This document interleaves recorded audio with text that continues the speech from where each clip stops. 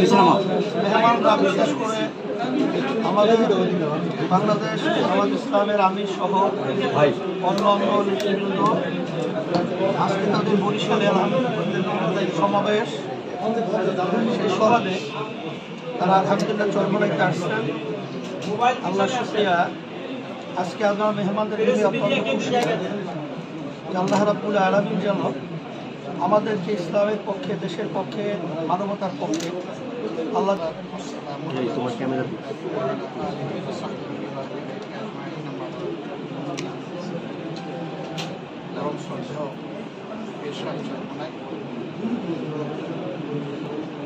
ইসলামী আন্দোলন বাংলাদেশের সম্মানিত গর্বিত মাদ্রাসার সম্মানিত উস্তাদবৃন্দ, আমার সফর সঙ্গে বাংলাদেশ জামাত ইসলামের সম্মানিত দায়িত্বশীলবৃন্দ এবং মিডিয়ার সম্মানিত বন্ধু, আল্লাহ তাবারক ওয়া তাআলার শুকরিয়া। শুধু মহান আল্লাহর সন্তুষ্টির আশায় আমাদের এখানে আসা এবং একত্রিত হওয়া। সবাইকে সামনে রেখেই আমরা বলতে চাই যে আমরা শুধু আল্লাহর জন্য পরস্পরকে ভালোবাসি। আমাদের এই ভালোবাসা আল্লাহ যেন কবুল করেন। আমাদের দেশে সঠিক কতজন মানুষ আছে এর হিসাব যেগুলো ভিন্ন ভিন্ন সময় দেওয়া হয়, একটার সাথে আর একটা মিলে না, কিন্তু আমরা ধারণা করি যে এই সংখ্যাটা 18 কোটির কম বেশি হবে। এই 18 কোটি বনি আদমের মধ্যে শতকরা 100 জনের মধ্যে 91 জন তারা নিজেকে মুসলমান হিসেবে পরিচয় দিয়ে স্বাচ্ছন্দ্য বোধ করে। কিন্তু বাকি যারা আছেন 9%, বাকি কম বেশি তারাও দেশের মানুষ, ভিন্ন ভিন্ন ধর্মের তারা অনুসারী। এবং আল্লাহ ভালো জানেন কিছু নাস্তিক যারা কোনো ধর্মের উপর কোনোভাবেই আল্লাহর উপর, সৃষ্টিকর্তার উপর ঈমান রাখে না, সেই রকম লোক থাকে। কিন্তু সব মিলেই আমাদের প্রিয় বাংলাদেশ। ইতিমধ্যেই পীর সাহেব বলেছেন স্বাধীনতার একের 54 বছর চলে গিয়েছে, কিন্তু দেশ আমরা একটা স্বাধীন দেশ হিসাবে যে মর্যাদায় থাকার কথা সেটা আমরা পাই। এবং এটার মূল কারণ হলো দুটো জিনিস আমরা সবসময় বলি, একটা দুর্নীতি আর একটা দুঃশাসন।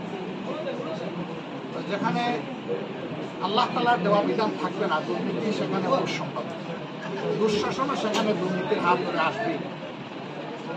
এই দুই যন্ত্রণা থেকে মুক্তি পাওয়ার একমাত্র পথ হচ্ছে আল্লাহর বিধান। সেই আল্লাহর বিধানের উপরে যারা আমরা বিশ্বাস করি, আমি বিশ্বাস করি যে 91 মানুষ বিশ্বাস করি। নামাজের বিধান যে আল্লাহর জন্য আমরা মানি, সমাজের বিধানও সেই একই আল্লাহর জন্য মানতে হবে। যদি আমরা নিজেকে ইমানদার হই, তো নামাজে আল্লাহর বিধান মানলাম, সমাজে আবার আল্লাহর বিধান মানলাম, তাহলে কিন্তু আল্লাহকে পরিপূর্ণভাবে মানা হবে। এবং এই ক্ষেত্রে আল্লাহ তাআলার কঠিন হুঁশিয়ারিও আছে। আল্লাহ তাআলা বলেছেন তোমরা আমার বিধানে কিছু মানবা, কিছু অস্বীকার করবে, এই এখতিয়ার তোমাদের জন্য হবে। এরকম যারা করবে দুনিয়ায় তারা অপমানিত লাঞ্ছিত হবে, আর আখিরাতে তাদের জন্য আমরা মনে হচ্ছে যে সেই লাঞ্ছনার মধ্যে কিছু মানা এবং কিছু না মানার কারণে আমরা আমাদের মনের তামান্না আকাঙ্ক্ষা হচ্ছে যে আমরা পুরোটা মানতে চাই, পুরোটা এখানে কায়েম হয়েছে, এটা দেখতে চাই। এই জন্য আমরা সারা দেশবাসীর সহযোগিতা করি। প্রশ্ন আসতে পারে যারা মুসলিম তাদের ক্ষেত্রে তাদের ক্ষেত্রে মদিনায় যে বিধান ছিল সেই বিধান মদিনার বিধানের অধীনে সমস্ত ধর্মের মানুষ তাদের পূর্ণ নিরাপত্তা ভোগ করেছে এবং নাগরিক সমস্ত অধিকার তারা কথা বললেন না। তবে হ্যাঁ, মুসলমান অথবা মুসলমান এটা প্রশ্ন নয়। প্রশ্ন হলো যে রাষ্ট্রের সাথে কেউ যদি বেঈমানি করে, গাদ্দারি করে, তাহলে ইসলাম তার কঠিন শাস্তির ব্যবস্থা করেছে। এটা কোনো বিশেষ ধর্মের জন্য, যিনি গাদ্দারি বিশ্বাসঘাতকতা করবেন তার জন্য সেই শাস্তি আনবে। আলহামদুলিল্লাহ বাংলাদেশের জনগণের মনে আকাঙ্ক্ষা এই ইসলাম একবার এই দেশটা, এখন এই দেশের মানুষের মতবাদ রয়েছে। আপনারা দোয়া করবেন ইসলামের জন্য।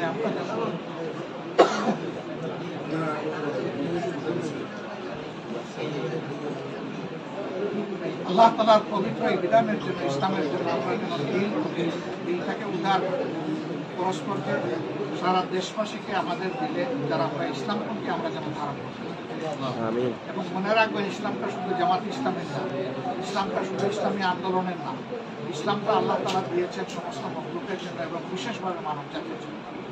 সুতরাং মানব জাতির ভিতরে যারাই আছে তারা সকলে এখান থেকে উপকৃত হওয়ার তাদের সুযোগ আছে। তবে হ্যাঁ, এখান থেকে উপকৃত হতে হলে কমপক্ষে একটা শর্ত অবশ্যই পালন করতে হবে, সেটা হচ্ছে আল্লাহকে ভয় করা। আল্লাহকে যারা ভয় করবে কেবল তারাই এখান থেকে উপকৃত হবে, অন্যকে উপকৃত হতে পারবে। আমরা আল্লাহর ভয়ের ভিত্তিতে একটা সমাজ আমরা দেখতে চাই। আমাদের এই সম্মিলনকে আল্লাহ তাআলা এটা শেষ নয়, এটা শুরু হিসাবে কবুল করে আল্লাহ যেন একসাথে তার প্রিয় সাজানো বাগানে জান্নাতেও যেন আমাদেরকে আসে। আমিন। সেই দিন যেন আমরা পরস্পরের সাথে ভাই হিসাবে মোলাকাত করতে পারি। আল্লাহ এই প্রতিষ্ঠান আজকে আমরা এসেছি, আমাদেরকে ভালোবাসা উপহার দিয়েছে। আমরা আল্লাহ তাআলার দরবারে দোয়া করি এর বিনিময়ে আল্লাহ তাআলা এই প্রতিষ্ঠানের স্থায়িত্ব, মর্যাদা দুনিয়া এবং আখিরাত দুই জায়গায় আল্লাহ তাআলা দান করুন এবং দিনের এই মাহফিল থেকে আল্লাহ তাআলা সাহায্য করুন যাতে দিনের আলো চতুর্দিকে ছড়ায় পড়ে সারা বাংলাদেশ উন্নত করতে আলো। আল্লাহ তাআলার দরবারে দোয়া করে আপনাদের সকলের সুস্বাস্থ্য এবং আল্লাহর দরবারে সার্বিক কল্যাণ কামনা করে। আমি বাংলা বিষয় থেকে বলছি, একটু বলতে চাচ্ছি আজকে এই বাংলা বিষয় বলছি, একটু কথা বলতে চাচ্ছি। আজকে এই মিলন মেলা আপনাদের মোবাইল কিন্তু বার্তা দিনের কি উদ্দেশ্য একটু বলুন। আমরা বলে দিয়েছি ইতিমধ্যে আমাদের উদ্দেশ্য আল্লাহর জন্য, আমরা এর বাইরে আমাদের এই মিলন মেলাটা শুধু আল্লাহর জন্য। যেটা অটুট থাকবে কিনা শেষ পর্যন্ত রাজনীতির মাঠে, সেটা বলছি রাজনীতি এখন যে রাজনীতি আল্লাহর জন্য যে ভালোবাসা সব জায়গায় থাকবে ইনশাআল্লাহ, সব জায়গায় থাকবে। আচ্ছা, আলোচনা হচ্ছে কিনা আপনাদের ঐক্যবদ্ধ হওয়ার বিষয়ে? আমরা এক আসলে আমরা এক আল্লাহ, এক পরিবার, এক রাসূল সাল্লাল্লাহু আলাইহি সাল্লাম, আমরা সবাই বিশ্বাস করি। এই জায়গায় আমাদের মধ্যে কোনো না, আগামী নির্বাচনের ব্যাপারে আর কি আপনারা কি সিদ্ধান্ত নিচ্ছেন?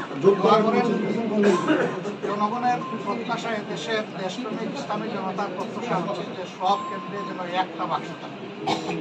দোয়া করবেন।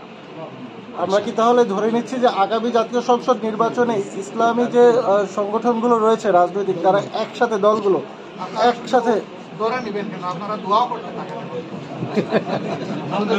আপনাদের সহযোগিতা লাগবে, আপনাদেরও সহযোগিতা, সবার সহযোগিতা লাগবে। আমিরুজ্জামান, আমি সমকাল থেকে বলছি। আমার নাম মনিরুজ্জামান। সংস্কারের কাজ চলছে। বিএনপি বলছে নির্বাচন জুন জুলাইয়ের ভিতরে একটা চাচ্ছে, আপনারা কি চাচ্ছেন? আমাদের এই ভাই পরিষ্কার করে বলেছেন সুষ্ঠু নির্বাচনের জন্য যে সংস্কার প্রয়োজন সেটা করে তারপরে নির্বাচন। একই কথা আমাদের, ভিন্ন কোনো কথা নেই। স্থানীয় সরকার নির্বাচন আগে চাচ্ছেন না জাতীয় নির্বাচনটা আগে চাচ্ছেন? আগে সংস্কারটা হোক না, আগে মানে তরকারি পাকানোর জন্য মাছ সবজি সব কিনে আনি, কাটাকুটি হোক, প্রসেসিং হোক, তারপরে কড়াইতে চড়াবো ইনশাআল্লাহ। দেশের বিরুদ্ধে বিভিন্ন ধরনের কথা বলছে সাবেক স্বৈরশাসক নামে যে আপনারা আখ্যা দিয়েছেন সেই আওয়ামী লীগ। আপনারা কি বলবেন? দেশকে অস্থিতিশীল করার জন্য তারা নাকি পায়তারা করছে, এরকম মন্তব্য আসে, আপনি কি বলবেন? মন্তব্য করবো কেন? তারা তো ইতিমধ্যে দৃশ্যমান হয়েছে তাদের সেই সমস্ত ষড়যন্ত্র নিয়ে। আল্লাহ রাব্বুল আলামিন তাদের সকল ষড়যন্ত্র অতীতে ব্যর্থ করেছেন, আগামীতে ব্যর্থ হবে। ভারত প্রসঙ্গে একটু বলেন। ভারত যে কাঁটাতারের বেড়া দিচ্ছে সেখানে মুখোমুখি অবস্থায়, এই অবস্থায় আপনার দলের পক্ষ থেকে কি বার্তা আছে? আপনারা বিষয়টাকে কিভাবে দেখছেন?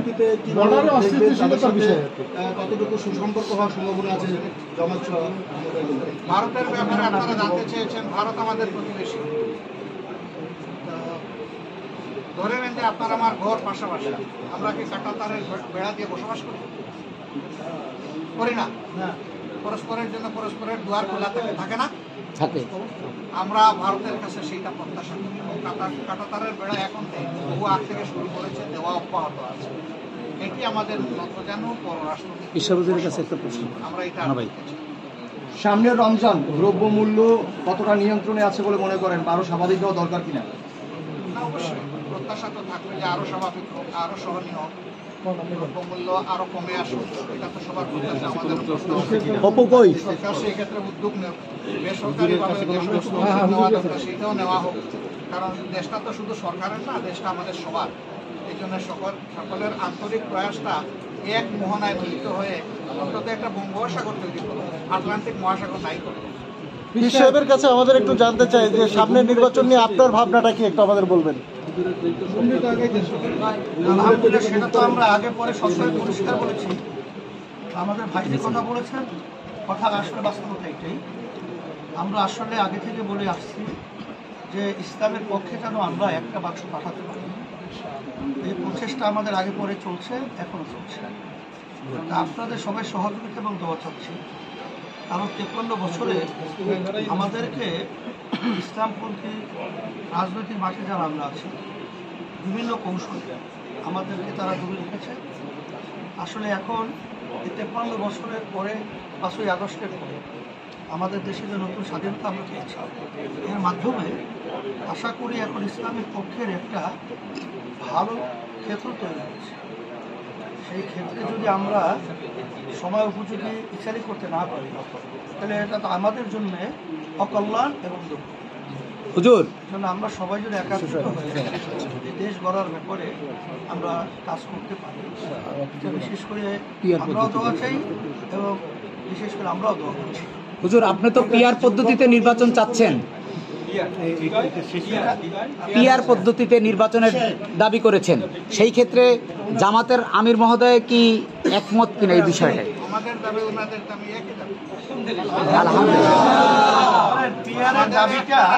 দাবির মধ্যে কোনো কনফ্লিক্ট নেই, সব হুবহু এক। কিন্তু আমরা কোনো পরামর্শ করি না, এটা অন্তর থেকে বের হয়েছে, বের হয়ে চলে আসছে। পীর সাহেব এবং সভাপতি আমির মহোদয়, আপনাদের দুজনের কাছে প্রশ্ন যে আমরা দীর্ঘদিন যাবৎ একটা বিষয় জানি যে জামায়াতে ইসলামী এবং ইসলামী আন্দোলনের ভিতরে একটি মনোমালিন্য একটা সম্পর্ক আমরা দেখে আসছি। সেইখান থেকে কি উত্তরণ হয়ে গেল নাকি আমরা কি যুগপথ পথে চলার পথে, মানে এই জায়গাটা একটু মন্তব্য আপনাদের দুজনের কাছ থেকে আশা করছি। একটা চিন্তার ব্যবধানতা রাজনীতি মাঠে যারা কাজ করে থাকতেই পারে। আমি কিছুদিন আগে এক সাংবাদিক থেকে বলছিলাম যে আমাদের উদ্দেশ্য ঢাকা পৌঁছা, রুট ভিন্নতা থাকতে পারে, কিন্তু এখানে মূল ব্যাপারটা হলো চিন্তার ব্যবধানতা। আমরা ইসলামী আন্দোলন বাংলাদেশ মনে করি যে বাংলাদেশে 100-র ভিতরে 92 জনের মতো মুসলমান বসবাস করে। এই দেশের ভিতরে বাস্তবতা হলো ইসলামী নীতি আদর্শটাই এক পর্যায়ে রাষ্ট্রীয় পর্যায়ে বাস্তবায়িত হবে এবং এটাই বাস্তবতা। কিন্তু আমরা আসলে দেখেছি যে অন্য যে স্বার্থান্বেষী মহল রাজনৈতিক, তারা কিন্তু নিজেদের স্বার্থে এবং দলের স্বার্থে অনেকাংশে আমাদেরকে ব্যবহার করেছে, আমাদেরকে সিঁড়ি হিসাবে ব্যবহার করে তারা ক্ষমতার মস্তদে বসে ইসলামের পক্ষে তাদের থেকে কোনো ভালো কাজ আমরা লক্ষ্য করি নাই বা তারা জাতির জন্য পাই নাই, দেশের জন্য। আর ইসলামী আন্দোলন বাংলাদেশ আমাদের চিন্তাটা হলো যে আমরা কারো সিঁড়ি হব না, আমরা পরগাছা হব না, আমরা নিজেরাই ইসলামের পক্ষে একটা শক্তি অর্জন করব এবং ইসলামী শক্তি নিয়ে আপনার বাংলাদেশের ক্ষমতার মস্তদে এটা থাকবে, এটাই আমাদের চিন্তা ছিল। বিগত দিনে আমরা দেখেছি যে ওরা আমাদেরকে বারবার ব্যবহার করেছে, কিন্তু আমরা ব্যবহৃত হতে চাই না। এখন তো আপনারা লক্ষ্য করছেন যে বর্তমানে যে পরিবেশটা চলছে, এই পরিবেশে কিন্তু আমরা অনেকটাই কাছাকাছি চলে আসছি। আলহামদুলিল্লাহ। আমির মহোদয়ের বক্তব্য, মন্তব্য। আলহামদুলিল্লাহ, বলছি যে ভাই ভাইয়ের ব্যবধান থাকে না, তার মন্তব্য আমার মন্তব্য একই মন্তব্য, আলাদা কিছু না। আচ্ছা, আমার একটা প্রশ্ন, দুজনের কাছে একটা প্রশ্ন লাগবে না, আপনারা যারা এখানে আসছেন ওরা আগামী করতে পারবেন কিনা? আমার মনে হয় সব প্রশ্নের উত্তর কিন্তু গরমে দুইজনের হাতে সিদ্ধ হয়ে গেছে। আল্লাহ লাগবে না, দরকার নাই। আলহামদুলিল্লাহ।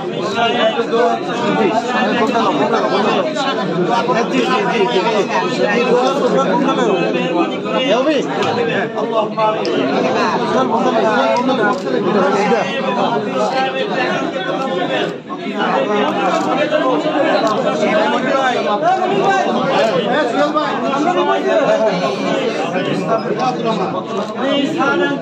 আমাদের কাজ করতে পারি তৌফিক দান করুন। আল্লাহ আমাদের ভিতরে আপনার মহব্বত, আপনার প্রিয়জনের মহব্বত, আপনি আমাদের দেশের প্রেম, মানবতার প্রেম, ইমানের প্রেম, স্বার্থ দলের স্বার্থের ঊর্ধ্বে থেকে আমরা যেন ইসলামের উদ্দেশ্যে মানবতার পক্ষে কাজ করতে পারি। আল্লাহ বিশেষ করে আমরা এখানে থাকতে পারছি, আমরা যে অসুবিধা থেকে আছি, অসুবিধা থেকে আমাদেরকে আপনি হেফাজত করেন, অসুবিধা দূর করেন। আল্লাহ আমাদের যত শত্রু ইসলামের পক্ষে, দেশের পক্ষে, মানবতার পক্ষে, ওদের নসিবে হিদায়াতের হেদায়াত দান করেন। তাহলে আপনাদেরকে ধ্বংস করে দেন। সুবহান রাব্বিকা রাব্বিল ইজ্জাতি আম্মা ইয়াসিফুন ওয়া সালামুন আলাল মুরসালিন আলহামদুলিল্লাহ। আপনারা একটু মেহরবানি করে একটু